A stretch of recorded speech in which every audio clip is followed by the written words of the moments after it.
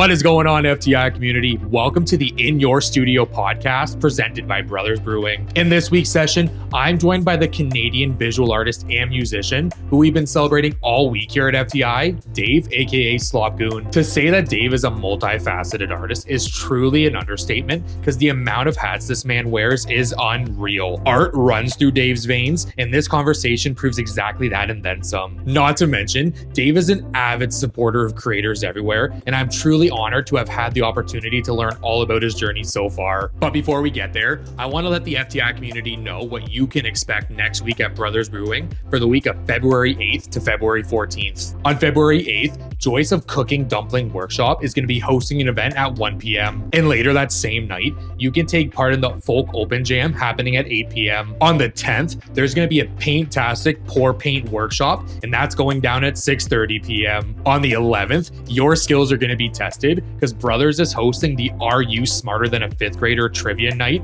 happening at 8 p.m. On the 12th, take part in the Singer-Songwriter Night. It starts at 9 p.m. and the tickets are pay what you can. On the 13th, bring an instrument right on down to Brothers because they're going to be hosting live band karaoke. It starts at 9 p.m. and tickets are $5. And finally, on Valentine's Day, February 14th, make sure your plans are at Brothers because they are hosting a V-Day show. It starts at 9 p.m. and tickets are also pay what you can. Plus, every single day at Brothers, you can bring your food to the venue to enjoy all of these phenomenal events. And one last thing, during this podcast session, keep your ears open because our Brothers Brewery gift card giveaway is still ongoing and you have until Friday, February 20th to enter. All right, I won't take any more of your time. Enjoy this conversation with SLOP GOON. FTI community, I am joined by a multi-talented artist who dabbles in a variety of artistic mediums, including graphic design, visual art, and music. His trademark art style involves using mixed media assets to create collages that range for cover art for musicians, statement-making messages,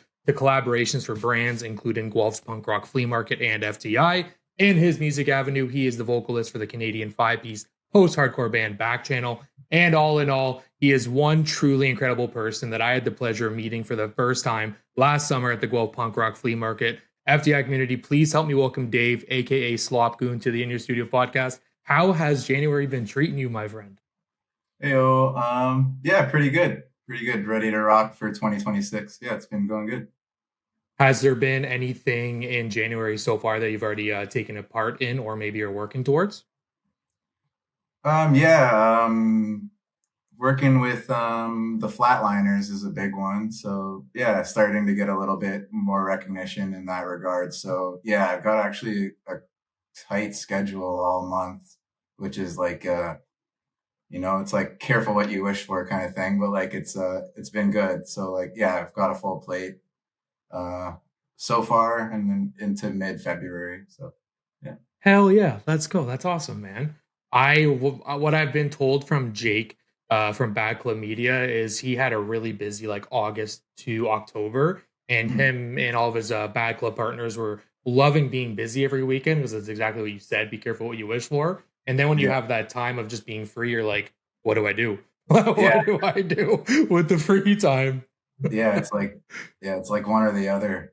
It's never like, it doesn't seem to be consistent. It's like you're either really slow or really busy kind of thing. Yeah, and every time you look towards the future is always here. And you're like, I just remembered messaging about that guy, about these plans we're doing. And now the plans are here. The life of an artist. I want to kick this conversation off by going right into your graphic design before we travel to the music. You've been a graphic designer for 3 years, a musician for even longer. It's safe to say that art has been intertwined in your life since the very beginning, and you're always finding new ways to express yourself and find connections with those around you. Since we've connected in early 2025, I found myself enamored with your honest approach to creating. And actually, let me back that up. Before we take a deep dive into your art realm, we're going to start with the most difficult question of the In Your Studio podcast. Introduce us to yourself. Who is Dave? Let's see. That's hard. Okay. I guess like Dave, I'm just a guy. I really enjoy music. So like music first and foremost. Like the second I wake up, in the shower, like constantly listening to music.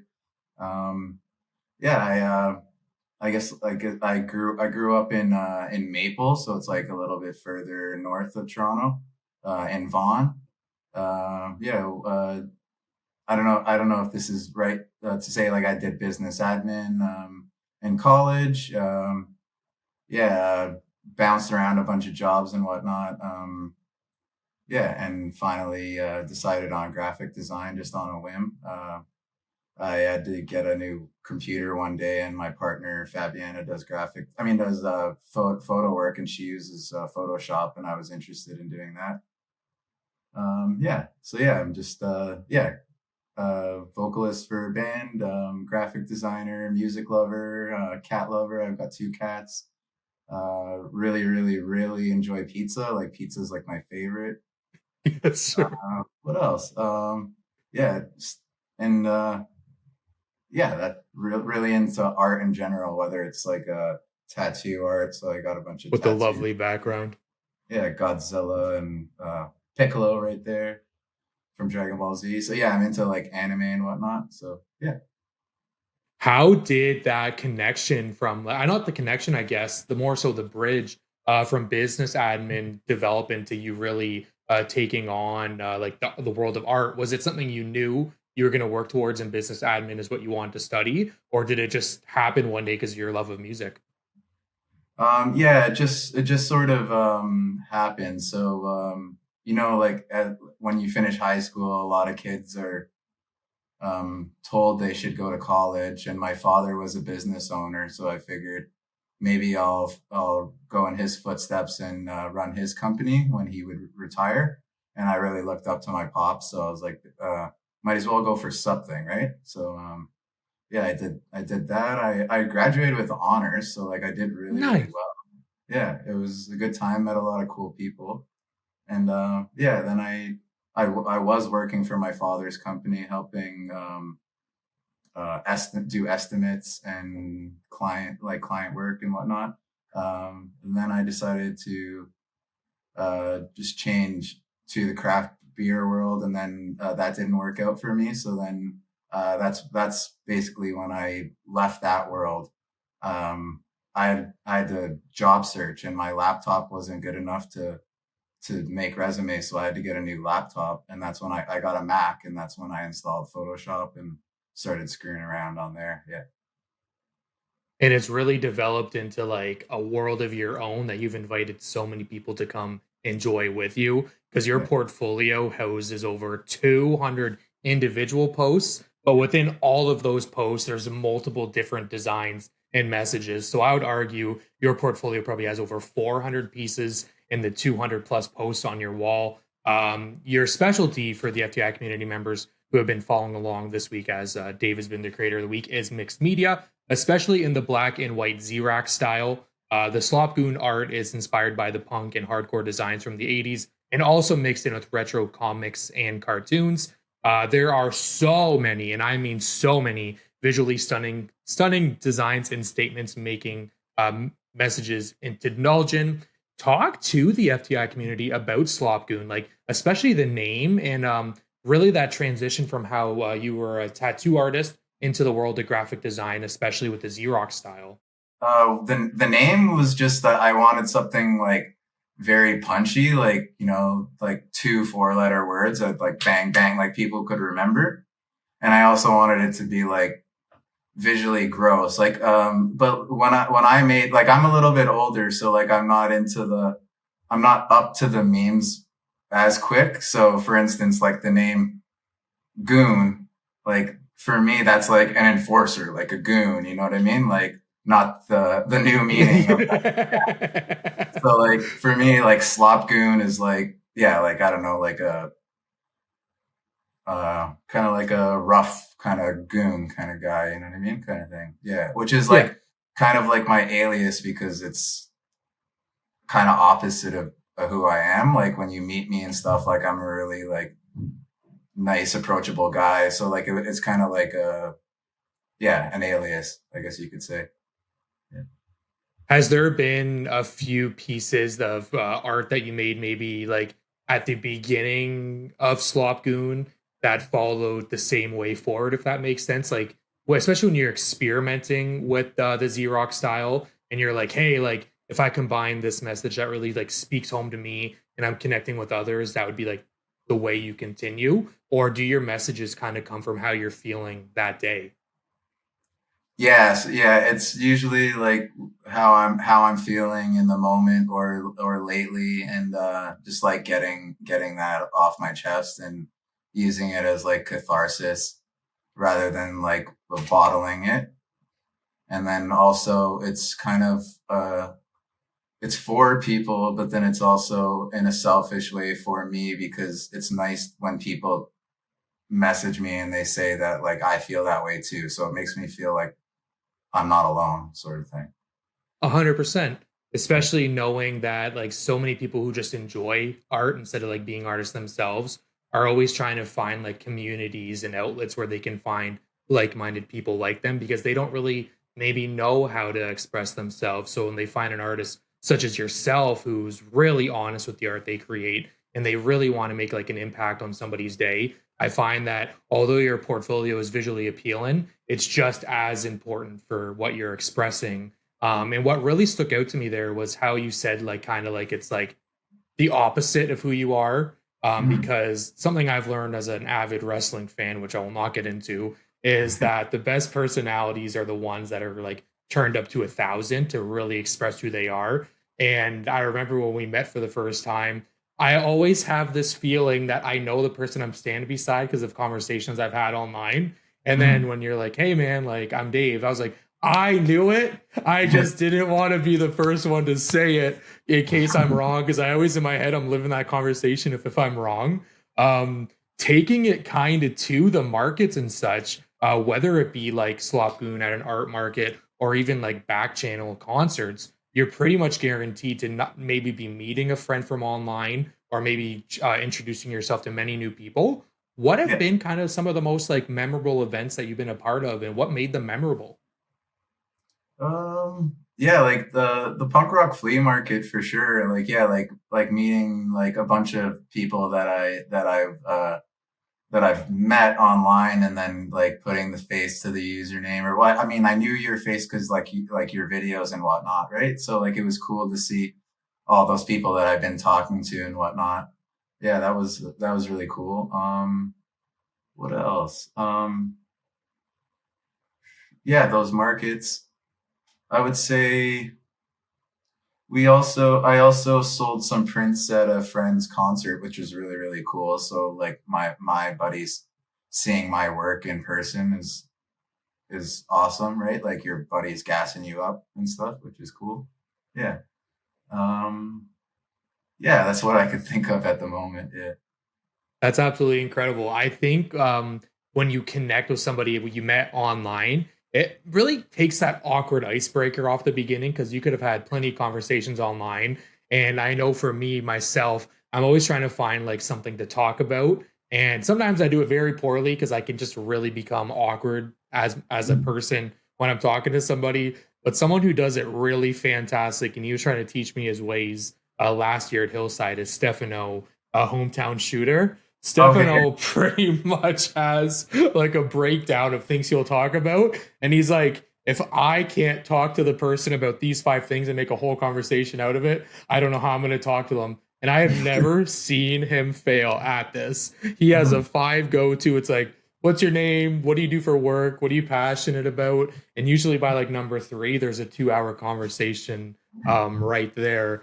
I applaud the people that can do that because that takes a specific kind of person to really be able to roll with that. Yeah, yeah. Yeah. Yeah, he's um, awesome. I like his street photography, and then he did that series where he was taking photos of people's pets, like dogs, on the street and whatnot.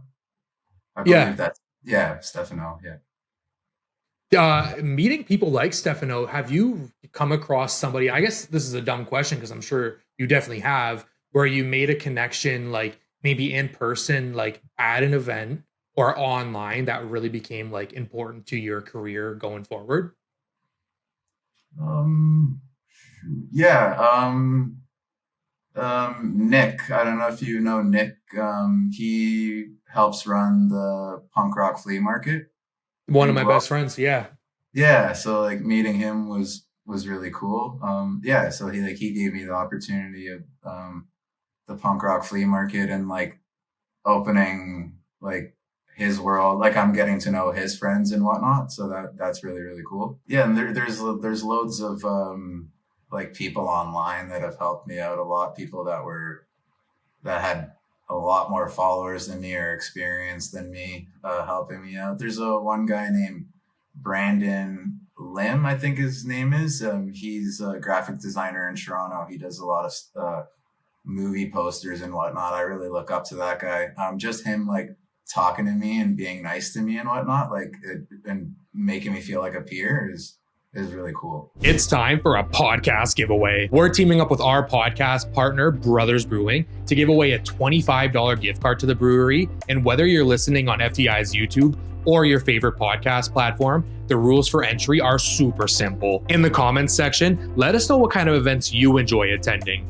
Are you someone who enjoys concert experiences over theater performances, improv classes over wrestling events, or vice versa to both? Let us know in the comments. The giveaway ends on Friday, February 20th. And if you're not local to Guelph or close to the brewery, do not worry because we have a giveaway prize for you too. Good luck to everyone who enters. Let's get back to the conversation. I enjoy the people that can separate their social media persona to who they actually are, because a lot of people can really change or think their value is worth the followers they have on like an Instagram platform, where at the end of the day, we're all just people wanting to help each other out. People want to express who we are. And I think Nick's a big example. And I want to use this term appropriately, so I apologize if I'm not, is like he's very humble because he's consistently making sure that there's a market for people to come express who they are, get to know others as well. Like the Guelph Punk Rock Flea Market has not only done so much for FTI, but it's done so much for me and my confidence as a person, because I've met so many cool people there. And I've always found that if I'm having like self-doubt about myself, having those conversations at first with people can really kind of go like, you relate to me. So now I feel like this connection, and those connections can't happen without people like Nick. So absolute shout outs to Nick. He's a one-of-one guy that I'm happy to see at work almost every day because we work in the same area. He is an awesome guy. I'm going to steer this conversation to maybe 4 people who've had a big influence on who you are today. And that's talking about BACKCHANNEL, which is a 5-piece post-hardcore band from the greater Toronto area with a combined decade-plus experience in different bands and solo projects between all of the members involved. You guys blend hardcore, punk, metal, and emo to create music that's both emotional and intense. And this is the coolest part for the FTI community. It is just under a year of music in the discography. Songs such as Blindsiding, Running Backwards, and Rattlebox have connected with many Ontario-wide, and I'm sure many more across the world through streaming. Talk to me about BACKCHANNEL. Like, how did it come about, to especially fast forwarding a year later to present day? It was about 2022 or nearly 2023. My friends that I grew up in Vaughan, they decided to start a band. So they were jamming and whatnot, and they decided to like do like a kind of a throwback sound, like a post-hardcore sound from the early 2000s, late 2000s when we were teenagers. So they were doing that, and they were getting a bunch of songs ready, but they didn't have a vocalist. And I had been putting out some of my own work online, and they remembered that I did vocals, and so they invited me on board, which was awesome. So, and these were guys that I grew up with since I was like 6 years old. So, okay, and with a couple of them when we were in actually Julian, the drummer, we were in a band, like a elementary school band together, and then also in a high school band together with the other guitarist, Sebastian. And then Julian was in a band with Luke, who's the other guitarist. So yeah, we've all been in bands together. Yeah. When the breakdown of BACKCHANNEL said with a decade plus experience, I was just like, I'm sure these roots go all the way back to like high school or like early 20s especially. Did you guys always have kind of like the same idea for the sound, or was there ever like a, hey, I kind of want to take, if we do this together, I kind of want to put like an emphasis maybe like specifically on hardcore? Or do you believe that like the hardcore punk metal go hand in hand? Yeah, I believe that it just like naturally happened just because like where we were at in our lives when we were younger, like the emo movement or whatever you'd call it, scene movement was quite big, and that really like shaped our music tastes and whatnot. So I feel like sonically we were like on the same page of like where we wanted to go. I feel like sometimes some of the members want to go lighter on a song and some want to go heavier on a song, so you got to like find a middle ground. And then there's also like reining back, whereas like, somebody would be like, is this really a back channel song? Like, you know what I mean? Like, it, yeah, I feel like, yeah, you can go one way or the other, quickly. Yeah. And a little side note to that, especially like as the band is just like approaching being a year of like formation with a song out, especially as mentioned, like the core idea came from about 2022, 2023. Mm-hmm. Do you guys have plans to go forward with back channel where you're gonna have like your signature sound, or would you say your signature sound is right now? Yeah, I would say, yeah, we were kind of figuring it out there in the beginning, and I feel like we're kind of solidifying that now. So I believe we're recording an EP in March, so 2 songs, and then after that, probably a 4 song EP. So the goal is to kind of make it, yeah, like lock in the sound, solidify the sound, so people know they're listening to back channel right away, sort of deal. And yeah, like kind of giving it, I guess like a vibe or a branding. You know? That's absolutely incredible. I think what's really neat is my music taste steers right now, and it's really odd towards like folk rock, folk country, like low alternative music. That's a beautiful hat. I'm not familiar with the friend there, but that's a beautiful hat. And when I put on back channel doing like my research for this and the few times last year when you would release new songs, is I was definitely able to also connect to that sound too. Stefano once said to the friend who runs the Hard Chives out in Toronto as well.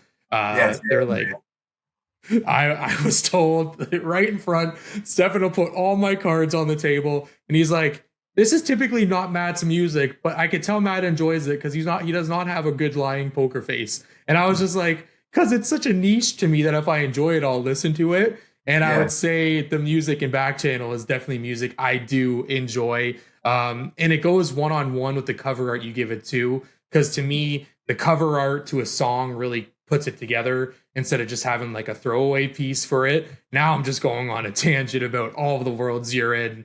And I want to dive into this next part because we're going to be diving into community and collaboration. You've designed for countless bands and brands that you love, including the Flatliners, Jennifer, Thorns, Guelph's Punk Rock Flea Market, and FTI, just to name a few. It's such a special feeling when your art resonates with other artists and brands to the point that they also want to collaborate with you to bring that over to their world. What is it about collaborating with a band or a brand that excites you? I think it's, I guess like anytime anybody wants to work with me, like I'm flattered that they want to, that they like my stuff enough to.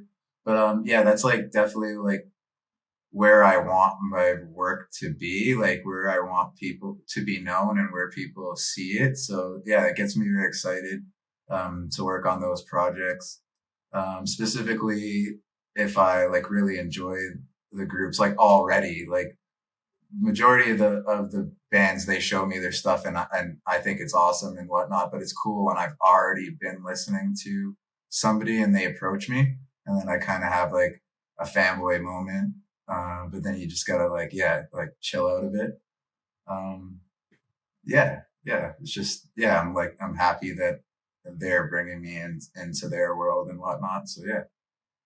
Is the Flatliners kind of like a key band that you enjoy collaborating with because you're a fan of who they are as artists, but you also get to design for them as well? Yeah, yeah, like yeah, I really respect those guys. Look up to them. Been listening to them for quite a while. Like they've been doing their thing for a long time. They kind of got like legendary status now. They're cult following and whatnot. So yeah, it's been really cool. That's so awesome. That's so awesome. With you brought it up right there, especially if you've been following somebody. So like the collaborations almost like not even work for you because you know exactly what your vision would be for working with them, like the art you're gonna make for them. On the flip side of that coin, have you ever really had to kind of go like, I guess like for lack of a better term, study a musician for the art you want to take the direction and the collaboration, or that's never really happened? Oh yeah, for sure. Yeah. Yeah. Yeah, if I haven't like, I'll be truthful I if I haven't listened to their stuff before, and I'd have to you take it in to kind of get their vibe and see what would be appropriate for their style and whatnot. This is I feel like a lot of people they may think they know what they want until you show them a couple of examples, sort of deal, right? Um, there's some client like I don't post color work on Slop Goon, but like a lot of clients like I try to push a pop of color here and there just because I find that um yeah it may confuse it might be like too punk rock for their audience or too gritty for their audience, so kind of like a signal. I think what's really important there and what the FTI community can really take away is how you said you're very truthful about approaching a collaboration or taking something on because you never want to just create art to say you collaborated with somebody. You never want to really just like phone it in, especially having such an emotional connection to your own art. You want to make sure that if you're designing for like the flatliners, the punk rock flea market posters or FTI, that you can truly see yourself enjoying it if you were like the audience. And Mhm. I think, especially with like the punk rock flea market posters, is since Nick's market really brings a lot of different creators in, designing a poster that resonates with everybody who looks at the poster has always been done so flawlessly because it doesn't really put like what specific genre or what specific thing you're going to expect at this market. It's just fun. It's expressive. You're going to bring a bunch of artists in. So getting to this answer the long way, you're doing it really, really, really well. And I really do salute you for that because I can only count maybe on two hands with the artists that will really make sure what they're creating resonates both with you as a person, but also the brand you're working with. I relay for survivors and their families. I relay for my best friend Morgan's dad, Al, and my two cousins, Stephanie and Samantha. I relay for my dad and for any families affected by cancer. Relay for Life at the University of Guelph is an overnight event where students come together to celebrate survivors, remember loved ones, and raise money for the Canadian Cancer Society. It's a night full of themed activities, food, music, and team spirit, all while walking the track to show that cancer never sleeps, and neither do we. Register now using the QR code on the screen and check out our Instagram at UO Guelph Relay. With every artist, there's always a bucket list of things they want to accomplish. When I was drafting up this interview we're having right now, I was really excited to get into your bucket list because they can be both professional milestones or personal milestones. Personally, to me, my bucket list is always what makes me have my creative heartbeat and what makes me want to continue pursuing FTI. Because although my personal list is almost endless with both personal and professional milestones, it can also really help me put in what I've done in perspective in the past. Um, Looking from your perspective, what have been some of the bucket list goals that you've accomplished since the beginning of your art career? I guess so when I first started, like it was a very simple goal to just get my first commission, which is like I got that within the first year. So that was I guess kind of the biggest hurdle is getting your first one. I mean, just getting to work with there's another band, Wormrot, that I got to work with, which was awesome. So like yeah, just getting to work with bigger bands. Like bigger is not better or anything like that. It's just that like working with a local band versus a band at a certain level is it just feels a bit different. It feels more exciting, more eyes on it. So yeah, I would say like yeah, bucket list is like getting like bagging bigger clients like Flatliners and Wormrot, and yeah. Are there any that I guess you actually just answered it there, so maybe I don't even need to ask this. Is kind of like ones you want to accomplish in the future? Like, do you have like any like personal milestones? Maybe actually collaborating with maybe not specifically like a realm of art, but maybe like a business, like designing for like a key business or maybe something that is totally out of the realm of Slop Goon? Um, to be honest, like in terms of like milestone, like it would be cool to publish a book. Yes. Yeah, that'd be really cool. And you know, getting to the point where maybe my art would pay for itself, like not necessarily doing commissions, but I had enough of a following where people would buy my prints and that would support my endeavors, because as fun as commissions are for graphic designers, I feel like they'd be lying if they said that that's exactly what they want. Like it's a lot more fun to make art for you, like completely, if that makes sense. And then if people 100%. enjoy it, and that's like, you know, and then you can support yourself. So I'm not saying like I don't enjoy commissions, but it would be cool to get to a point where it didn't mean so much. Like, you know what I mean? I didn't have to do so many to make the money. 1,000%. I think that's very important because like you definitely everybody has that dream of like making sure like their art is what funds their life, and like separating the realm of like a collaboration paying for maybe like a small portion, like a week or two or a month of how like your next month's gonna go for art. But if you had like almost like an infinite loop of like prints you sold online, prints you sold at markets that always resonated with people no matter their style, that almost like just funded it. So you always had like a back pocket style or back pocket portfolio that was always being purchased to be on somebody's wall, on somebody's coffee table. Speaking of coffee table, I would be the first pre-order, and I swear to God, if there was a Slop Goon coffee book, like if I could just slap that on my coffee table and I just pick up a book and it's just your work, page by page, I think that would be absolutely awesome. Yes, 100%. Yes. Wow. I don't know why I didn't think about that, because there's so many artists who just have so much work that would fit perfectly in like a zine or a zine. And you could just produce those. Do you have any kind of like I guess like a mini portfolio book of your work, or is it all exclusively online? Yeah, it's all exclusively online. I did do, for the first punk rock flea market, I did like a mini zine, but it was free. It was like 10 copies of it. Mhm. Yeah, so yeah, I definitely plan on doing one. But, I will be the first person in your DMs when that comes to be. Sounds good. That's awesome.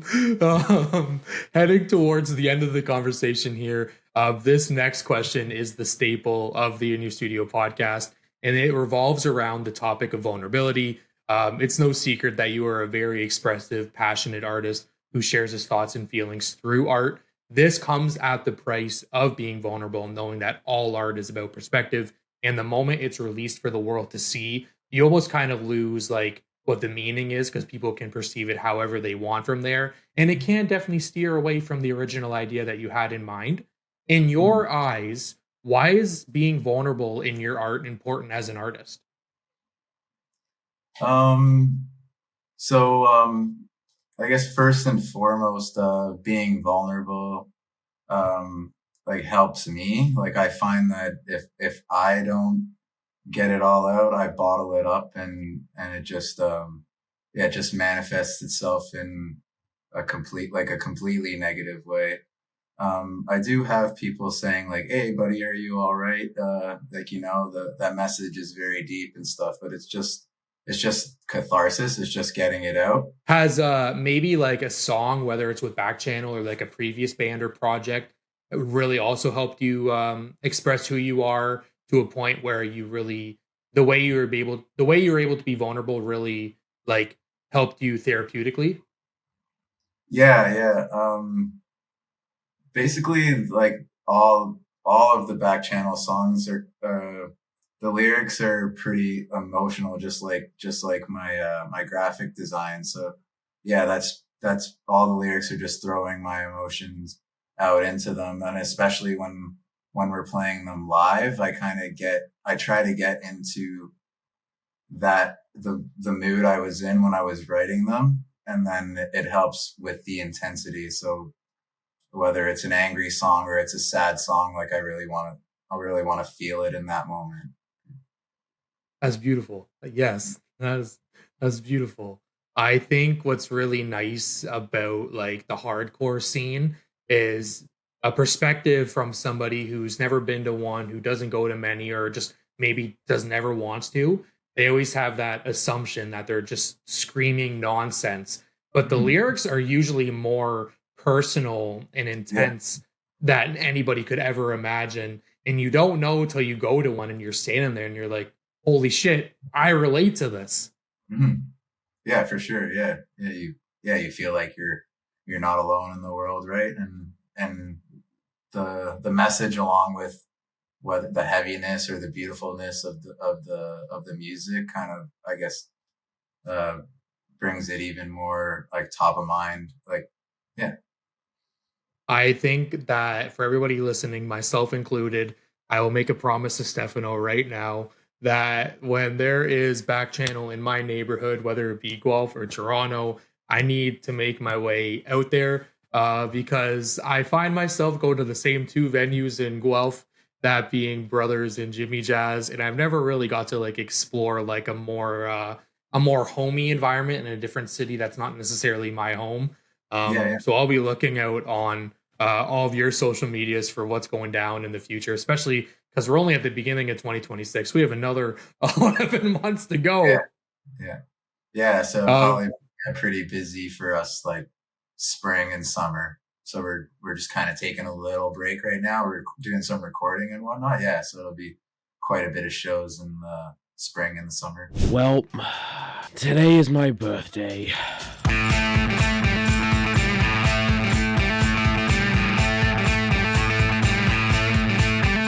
All my bones are dislocated, I just keep on wandering along. Got this falling over, and since then I have been everything you want. Everything complete, everyone we're trying to these final three questions are sometimes the most thought-provoking questions, and I apologize. They are not gotcha questions. They are me doing like that rapid fire approach. If you can't think of any, you can just say next question and we're entirely good. Not limited to one medium. Choose as many as you like. Put the FTI community onto some new things to check out. They don't have to be independent artist related. It can be any music that you're listening to, any films you've watched, any art you've enjoyed, anything and everything. Okay, I would say check out my buddy Cam Cahin. He's putting out an album on the 24th or the 25th. He's playing a show on the 24th in Toronto. I would say artist that I'm really impressed by lately is a person named Rosie Chapman. So they go by R Chapman on Instagram. Their illustrations are really, really cool, like really whimsical and out there. And I would say if you're into Canadian hip hop, I'd say check out my buddy Trey Mission. He's been doing his thing for quite a while, and I feel like Canadian hip hop doesn't get the love, but yeah, he's like a Toronto lifer. He did spend a little time in the UK doing his grime thing and whatnot, but now he's back in Toronto doing his thing. So yeah, I'd say check out him. Check out Trey Mission, Rosie Chapman, and I can't remember the first thing. Yeah, man, that was actually so incredible how much you were able to pick up on that. Sometimes I sit here and I'm just like, oh my goodness, I am so sorry for asking, because your mind just goes blank. Yeah. I want to check out Trey Mission. You said their name was? Yeah, he's awesome. Yeah. Because I agree entirely with you that Canadian hip hop sometimes goes not getting all the flowers it deserves because of kind of like who the big Canadian like hip hop artists are. It can always really push away who's like really, really, really working towards it and who really has like an incredible sound to them. The Yeah. first person that comes to my mind is my best friend, who I'm honored to be best friends with. His name's Emerson Corleone. He Yeah, does like the 80s, 90s boom bap style of music, and it's so damn good. And yeah. I shout on rooftops that everybody needs to listen. Nice, nice. Yeah, I think I seen a video that you posted of him. He's sick. Yeah. He is somebody that, well, quick backstory. At Creators Connect 2, he was our guest speaker, and him and I came up with this idea that maybe like to kind of like grab people to who he is, he should perform like a quick like song and have his speech about like what makes him a creator, what really like pushes him to do it every day. And Mhm. his song accidentally started at the beginning of his speech. So he did the song before the speech. And it was such a blessing in disguise because you just saw the room so captivated. And I think Yeah, it's yeah. moments like those that really like just like the hardcore shows, unless you're there listening to it, you'll never know if you enjoy it or not. And so now this Yeah. guy, Emerson Corleone, has so many more eyes on him locally because he took a chance. He did a rap song. Oh, sorry, I should say a rap song. That sounds like very disrespectful, but he did a song out of his discography, and now everybody's just like, I really enjoy Emerson Corleone. It was such an awesome moment. This last one, my friend, is the curtains up. The floor is yours. Plug yourself. Where can people find you, and what do you have going on in the near future? Okay. I would say if check me out on Instagram. I'm not really anywhere else. So at Slop Goon. You can check me out there. I do have a website, slopgoon.com. You can buy t-shirts and posters and whatnot. That'll be changing in the future. Like some new merch is coming, and all the old merch is going to be taken off as just like my style evolves, and I don't really resonate with old stuff. Like if I don't like it, I'm not gonna have it up. Check out Backchannel at Backchannel Band on Instagram. You don't have to go to Spotify if you like Bandcamp, where you have a bunch of options there. Just look out for us on your local show posters. If you're into music at all, just give us a shot. You might be surprised what you enjoy. I feel like we blend like I guess pop sensibilities with hardcore like sung choruses that you can sing along to, and then the heavy verses, and sometimes that's switched, a heavy verse, a sung verse and a heavy chorus. So I feel like there's something there for everybody. For when I'm at Punk Rock Flea Market or any of the flea markets, I'll put that out on my socials. Yeah. And that is all going to be right down in the description. If you're listening on Spotify, I think the description's like over here. But anyways, the point is it will be in the description down below. Dave, thank you very much for the opportunity to pick your brain, get to learn about your world. And more importantly, thank you for the entire week where we've been able to celebrate you. The FTI community. Dave can be found, as you mentioned, Slop Goon on Instagram, back channel across many streaming platforms. My go-to is Bandcamp because I always feel like Bandcamp's the best way to support an artist directly, other than a show. But you got to wait for the shows, or you can stream back channel right now. I hope everybody has one fantastic day, night, whatever you're listening to this, and we'll catch you soon. Awesome. Thanks so much.